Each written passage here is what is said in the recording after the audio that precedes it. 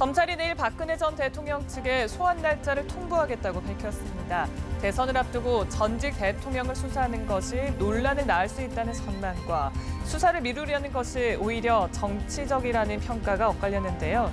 검찰은 대선 국면이 본격화하기 전에 박 전 대통령 수사를 신속하게 매듭짓겠다는 방침을 세웠습니다.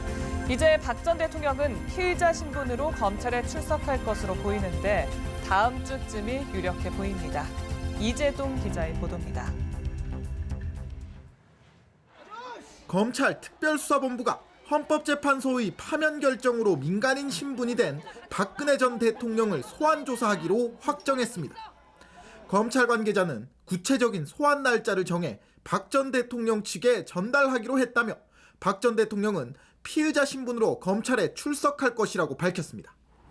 또 출석 날짜 등을 놓고 박 전 대통령 측과 조율하는 것은 전혀 없다며 조사의 주도권을 잡겠다는 의지를 확실히 내비쳤습니다.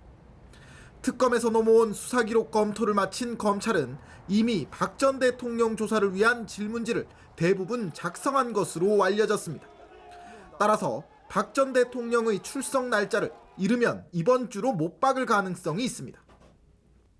특히 검찰은 박 전 대통령이 검찰 포토라인에 공개적으로 서는 문제와 관련해 과거 사례 등을 살펴보겠다고 밝혔습니다.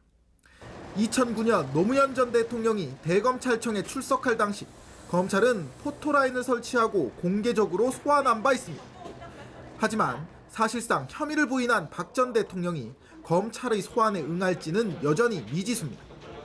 검찰은 소환에 응하지 않을 경우 어떤 조치를 할 것인지에 대해서는 말을 아꼈지만 상황에 따라선 체포영장 청구 등 강제조사에 나서는 방안을 검토 중인 것으로 전해졌습니다. 앞서 검찰과 특검의 수사 결과 박 전 대통령은 최순실 씨와 공모해 이재용 삼성전자 부회장의 승계를 돕는 대가로 433억 원의 뇌물을 받거나 약속하는 등 13개 혐의를 받고 있습니다. 연합뉴스TV 이재동입니다.